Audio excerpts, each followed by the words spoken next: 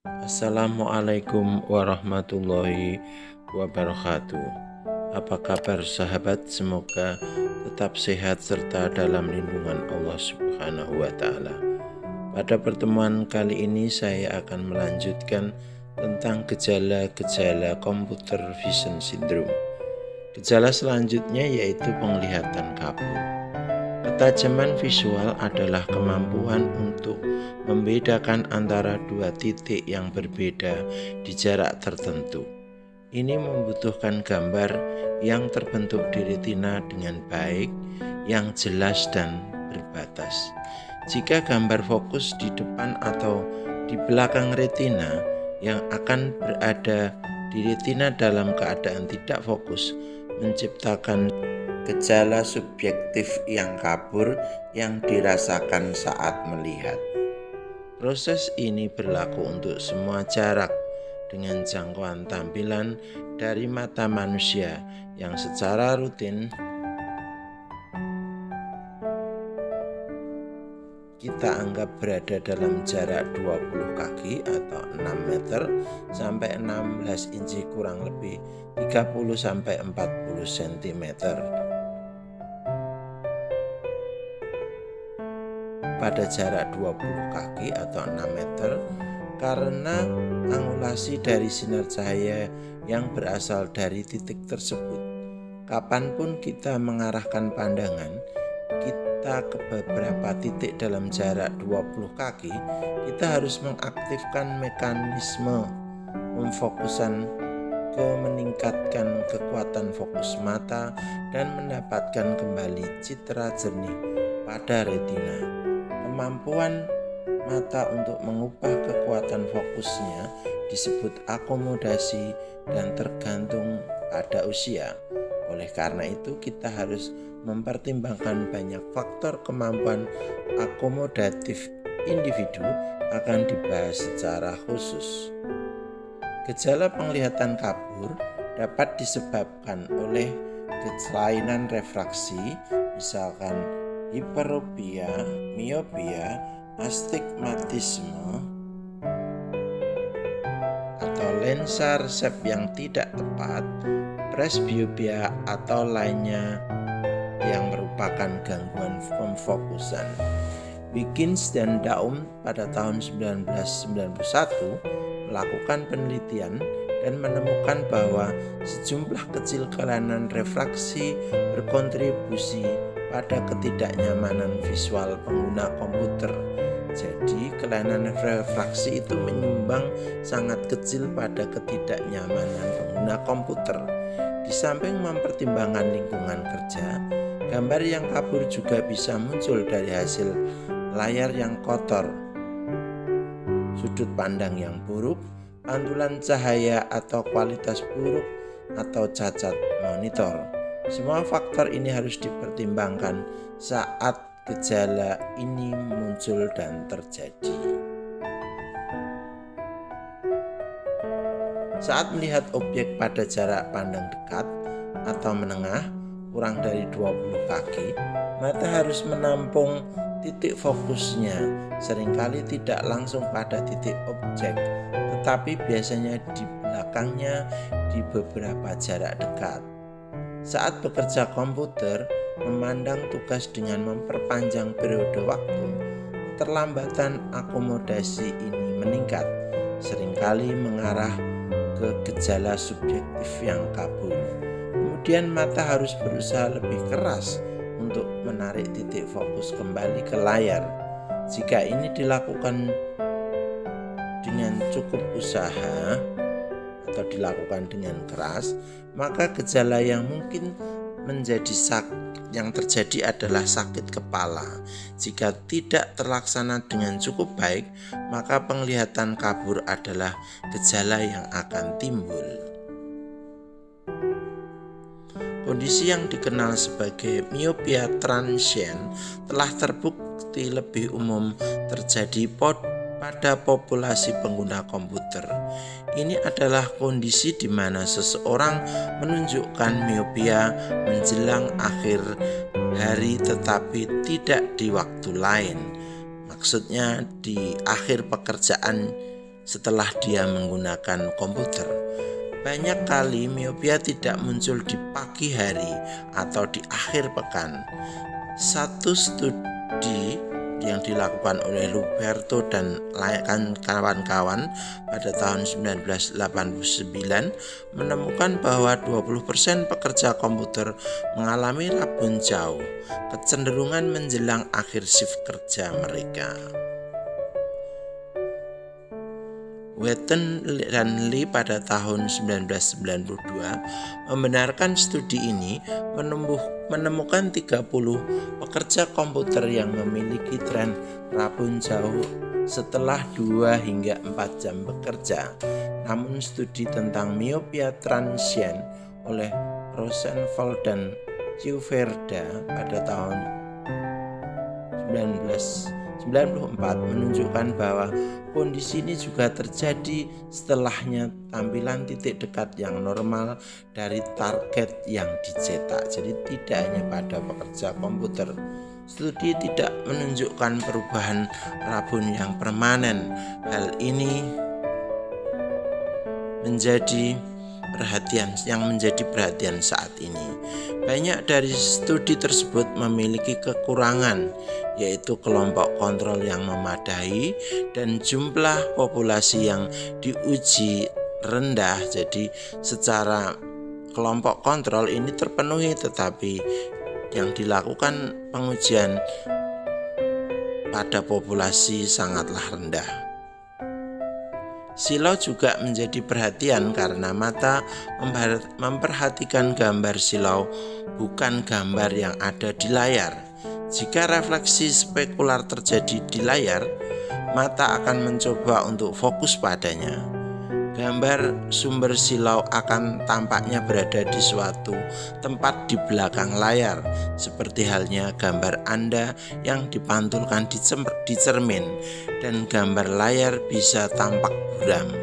Ini bisa menjadi lebih terlihat saat waktu penggunaan komputer meningkat.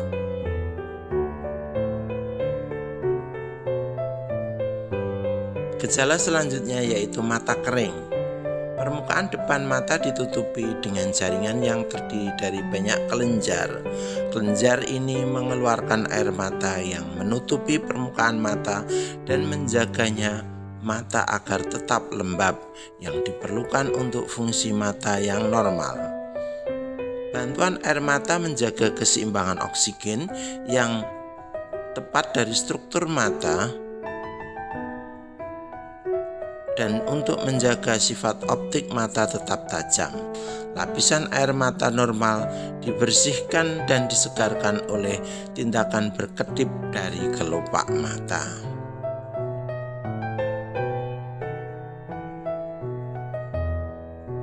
Refleks berkedip adalah suatu refleks tercepat dalam tubuh dan terjadi pada kelahiran.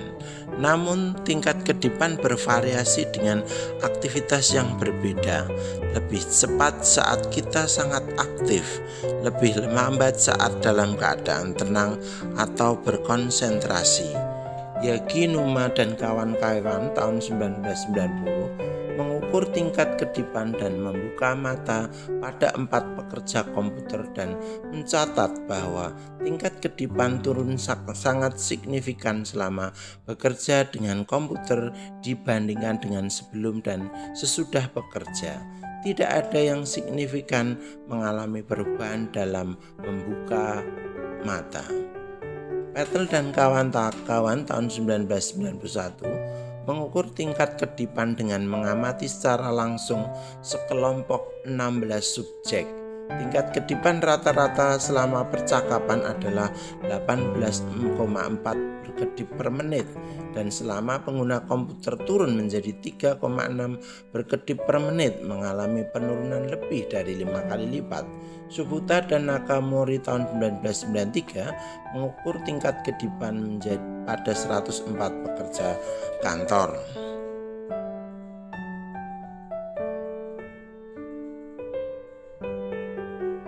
Tingkat kedipan rata-rata adalah kurang dari 22 kedipan per menit dalam keadaan rileks. 10 kedipan mata saat membaca buku di atas meja, dan hanya 7 kedipan saat melihat teks di komputer.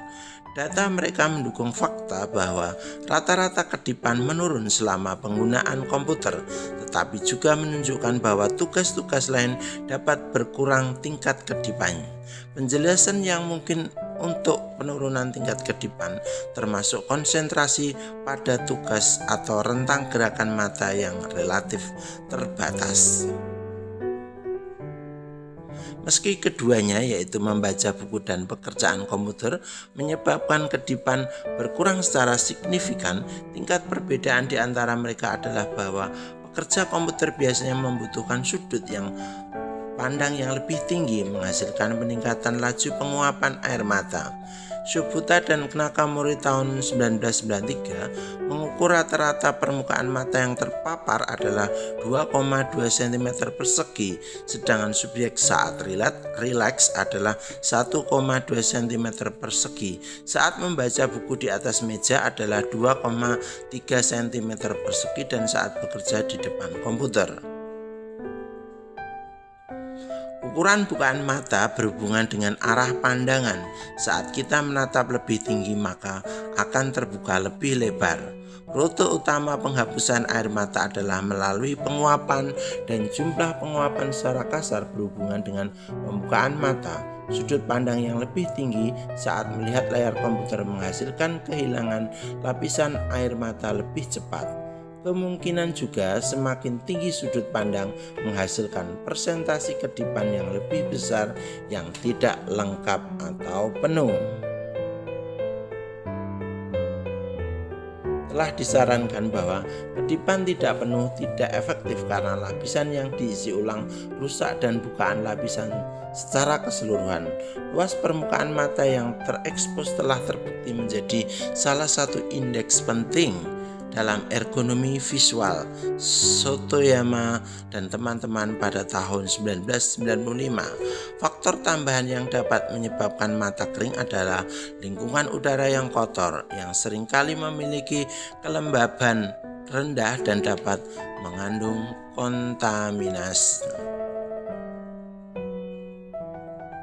atau pencemar. Lingkungan udara yang kotor yang seringkali memiliki kelembaban rendah dan dapat mengandung kontaminan telah dicatat sebagai kemungkinan penyebab sick building syndrome. Selain itu, listrik statis yang dihasilkan oleh tampilan layar itu sendiri menarik partikel debu ke arah terdekat. Ini juga dapat berkontribusi pada materi partikulat memasuki mata, menyebabkan gejala mata kering. Demikianlah tadi lanjutan dari gejala computer vision syndrome. Selanjutnya di pertemuan berikutnya juga masih tentang gejala computer vision syndrome. Masih ada 2 hal yang perlu saya sampaikan. Untuk membaca materi ini dalam naskah aslinya, Anda bisa mendapatkan dari buku Visual Ergonomic Handbook pada bab 4 mengenai Computer Vision Syndrome. Namun dalam buku tersebut sekali lagi naskah masih dalam bahasa Inggris, sehingga rekan-rekan harus menerjemahkan terlebih dahulu untuk mendapatkan pengertian-pengertian yang penting dari visual ergonomik yang nanti akan menunjang mata kuliah inti, yaitu refraksi klinik dalam prodi D3 optometri. Buku tersebut bisa Anda dapatkan melalui searching di internet melalui Google, yang bisa Anda dapatkan dalam keadaan file PDF yang bisa diakses dengan gratis. Terima kasih atas perhatian yang diberikan. Tetap jaga protokol kesehatan. Sampai berjumpa di pertemuan berikutnya. Wassalamualaikum warahmatullahi wabarakatuh.